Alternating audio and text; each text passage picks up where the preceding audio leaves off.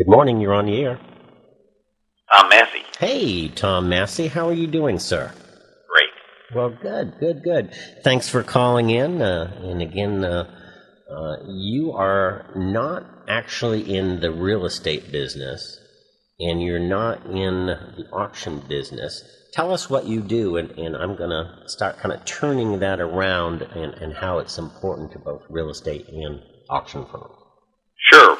Our firm wants to make sure, though, that the communities that real estate is located in is a great community. My firm works with social sector organizations, all Okay. those nonprofit organizations that are in the community.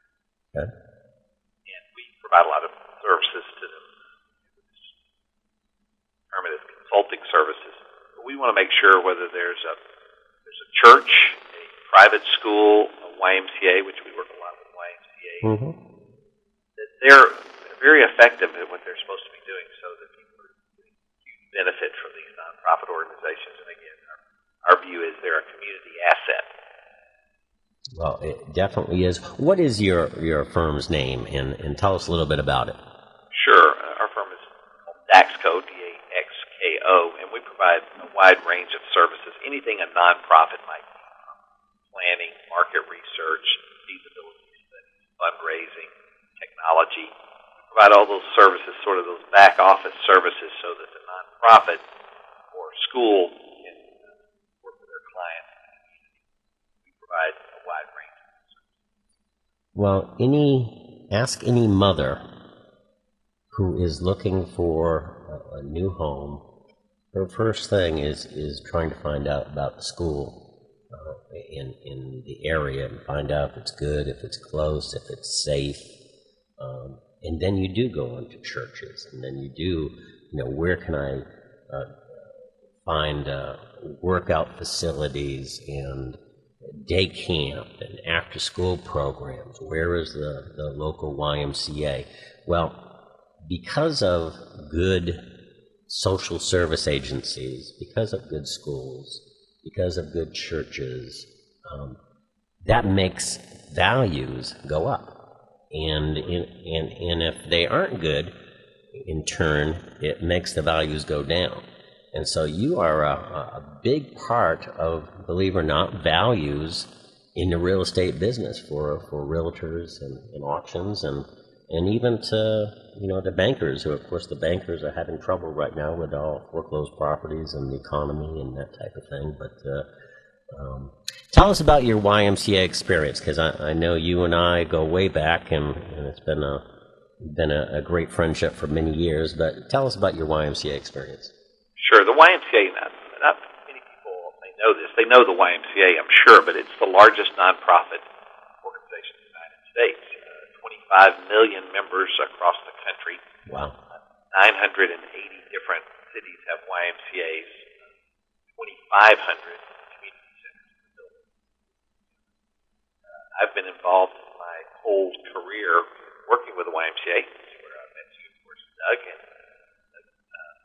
being modest about this, he was quite a leader in the YMCA movement itself at one time. And we, both of us, have worked for the YMCA, and in the last 10 years, I started this consulting practice to help phenomenal YMCAs, again, improve community life. I think you hit a good point there. There's a lot of choices out there in where you live now. Of course, there's a lot of property for sale. I think one of the biggest things people look for are schools. The second is, what's my family life going to be like in the community? And I think the YMCA, in my experience, brings that to a community. Great family organization. Well, it's great family, and it's individual. I still go to the YMCA here in St. Augustine and play basketball with people. I think the YMCA is just a little bit different. When people go to a workout facility, it's hard to connect. And yet, in a YMCA, I kind of think of it as, cheers, where Norm comes in and everyone says, hey, and where everyone knows your name.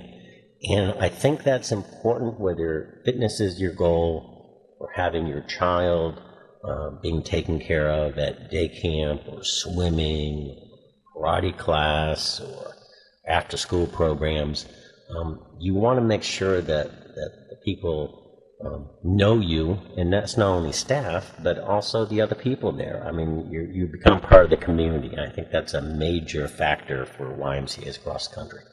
Absolutely. Many of your listeners may be familiar with this term, but there's a term called third place. That concept is that your home is your first place. It should be. Mm-hmm. Your second place is either work or school, whether you're a child or an adult. And then the third place is that other option in your life. Where do you spend the third amount of your time? And it is about community. For some people, it's a coffee shop down the street, but you are correct. For many, many people in America, 25 million of them, it's the YMCA where you're actually in the community. Many people find this with their church as well. What is that third place? And I think people are evaluating homes and property. That's the order. Is it close to my work or school? Is it a great physical home? And then what is that third place? Where am I going to spend the third amount of time? And for many families, it's a ball field or a gym or a swimming pool. Well, does the YMCA offer scholarships for because you're in an economy right now that's in a tough grind? Do you offer some kind of assistance to families who really need it but don't have the monies at this time? And if you do, how does that money get raised? First question is absolutely. The YMCA is a nonprofit organization, charity, and that anyone should go in and seek the services they need. And the YMCA stance is no one will be turned away because of their inability to pay. So their scholarship forms filled out, but the YMCA is very generous. The reason it can be as an organization is because of donors, people who say, I'm doing okay, I'm going to help someone else give the child care or the swimming lesson, or they can't experience. So the YMCA always accepts donations to help defray the cost of providing scholarship. Well, that's excellent. And is this individuals? Is it businesses? Is it big corporations? Who gives to the Y? Of course, the answer is yes. All of those do. But many people would be surprised. Not just the Y, but all charities. I guess the assumption is that these come from large foundations. Mm-hmm. While that is true, the majority of contributions in America across all sectors is individuals. It's individuals saying that I personally want to support this cause. I mean, it's great if you're leading a business and making charitable contributions as part of the business. It's outstanding. But it's a personal responsibility as well to say, what charity or cause do I believe in so much that I'm willing to give money to? About 70% of all contributing income comes from individuals. Wow. People are surprised by that. They think it's big business. Yeah. So, I mean, if I only had $10 to give, is that still helpful? $10 would probably pay for almost all of a kid to have a swimming lesson. Really? The costs at the YMCA are very low. No one there's paid much money, and they do a good job managing it. $10 for part of a day camp. Another thing that listeners may want to know, the YMCA is the largest provider of after-school care in America. Those hours between 3 and 6, if you're a working parent, what happens to your child at 3 and 6 p.m.? YMCA takes care of a lot of kids. A contribution like that would help provide working mom and dad the ability to continue working while their child is well taken care of. Well, I've heard stories of kids breaking the piggy banks and giving money to the YMCA because it's a thing to do, and that's a wonderful thing. The YMCA and your firm does a lot of good. What is your website?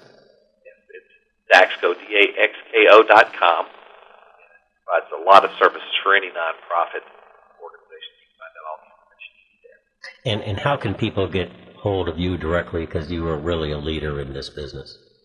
Yeah, I think the best would be email me at tmassey, TMASSEY @daxco.com.